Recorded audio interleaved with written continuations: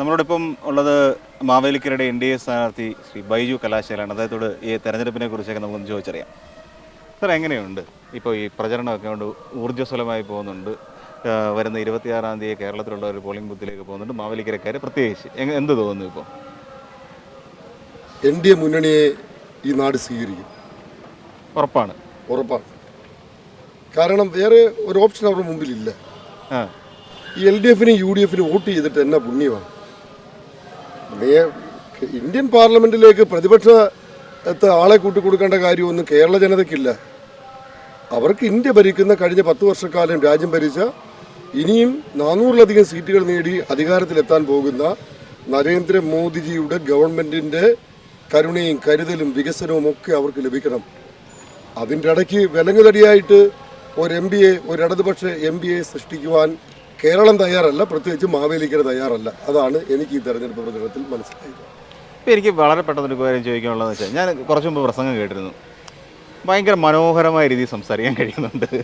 ഉയർത്തി പറയുമല്ല, വളരെ മനോഹരമായി കാര്യഗൗരവമായിട്ട് പറയേണ്ട വിഷയങ്ങളെ വളരെ കൃത്യമായി ഒരു വോട്ടർക്ക് മനസ്സിലാകുന്ന രീതിയിൽ മനസ്സിലാക്കി കൊടുക്കുന്നത് എവിടെ നിന്ന് കിട്ടി ഈ ഒരു കപ്പാസിറ്റി, അല്ലെങ്കിൽ ഈ ഒരു കഴിവ്? ഞാൻ വളരെ ചെറുപ്പം തൊട്ട് പൊതുപ്രവർത്തകനാണ്. ഞാൻ ആദ്യം സംഘപ്രവർത്തകനായിരുന്നു, RSSന്റെ പ്രവർത്തകനായിരുന്നു. അന്ന് കോളേജിൽ സ്കൂളുകളിലൊന്നും ABVP ഒന്നും ഇല്ലാത്തതുകൊണ്ട് KSU ആണ്, SFIക്ക് ബദലായിട്ട് KSU. അങ്ങനെ KSUക്കാരനായി, അങ്ങനെ കോൺഗ്രസ്സായി, അങ്ങനെ പിന്നെ പഞ്ചായത്ത് മെമ്പറായി, പ്രസിഡൻ്റായി, അങ്ങനെ വന്ന ഒരാളാണ്. പിന്നെ ഞാൻ എപ്പോഴും സാധാരണക്കാരോടൊപ്പം ചേർന്ന് നിൽക്കുന്ന ആളാണ്. ഞാൻ ഏതാണ്ട് 6 വർഷത്തിലേറെ കാലം KPMSന്റെ ജനറൽ സെക്രട്ടറി. എല്ലാ സാധാരണക്കാരുമായി, പണ്ട് അച്യുതാനന്ദന്റെ ഏറ്റക്കുറിച്ചിലൊക്കെ പറയുമല്ലോ, ഇങ്ങനെ നീട്ടും കുറുക്കുമൊക്കെ, അത് തൊഴിലാളികൾക്ക് മനസ്സിലാകാൻ വേണ്ടിയിട്ടൊക്കെ അന്ന് സ്വീകരിച്ച എന്ന് പറയുന്ന പോലെ ഞാൻ ഈ സാധാരണക്കാരടുത്ത് ഏറ്റവും കൂടുതൽ ഇടപെട്ടിട്ടുള്ളതുകൊണ്ട്, സാധാരണക്കാരോടൊപ്പം പ്രവർത്തിച്ച ആളായതുകൊണ്ട് അവർക്ക് മനസ്സിലാകുന്ന രീതിയിൽ നാടൻ പ്രസംഗങ്ങൾ പ്രസംഗിക്കാനും നാടൻ പദപ്രയോഗങ്ങളൊക്കെ നടത്താനാണ് ഞാൻ ശ്രമിക്കാറുള്ളത്. അത് അങ്ങനെ വന്നു പോകുന്നു, അതിൻ്റെ ശൈലിയാണ്. ഞാൻ ബോധപൂർവ്വം കൊണ്ടുവരുന്നതല്ല, അതെൻ്റെ ഒരു ശൈലിയാണ്. അങ്ങനെ വളരെ മനോഹരമായിട്ടാണ്. ഈ കലാശാല എന്ന് വെച്ചാൽ വീട്ടുപേരാണോ, എങ്ങനെയാണ്? കലാശാല എന്ന് പറഞ്ഞാൽ കലയുണ്ട്, അതുകൊണ്ട് ഞാൻ ചോദിച്ചത്. കലയുടെ ശാലയാണ്. അച്ഛൻ ബാല ട്രൂപ്പിന്റെ ഉടമസ്ഥനായിരുന്നു. 32 വർഷത്തോളം ബാല ട്രൂപ്പ് ഉണ്ടായിരുന്നു. അന്ന് അച്ഛന് രാജൻ താമരക്കുളമെന്നും പറഞ്ഞിട്ടുണ്ടായിരുന്നു. ഇതൊക്കെ സംവിധായകനൊക്കെ ആയിരുന്നു ഇതിൻ്റെ ബാലയാണ്. അപ്പോൾ അന്ന് അച്ഛൻ്റെ ഒരു ഗുരുനാഥൻ അച്ഛനോട് പറഞ്ഞു, നീ ഈ രാജൻ താമരക്കുളം എന്നുള്ളത് വേണ്ട, നിനക്ക് ഒരു പേര് ഞാൻ രാജൻ കലാശാല എന്ന് ഇട്ടുകൊടുത്തു. അപ്പോൾ ഞാൻ ഈ പഞ്ചായത്ത് മെമ്പറൊക്കെ ആയപ്പോൾ ഞാൻ പോസ്റ്ററൊക്കെ അടിച്ച് വെറും ബൈജു എന്ന്.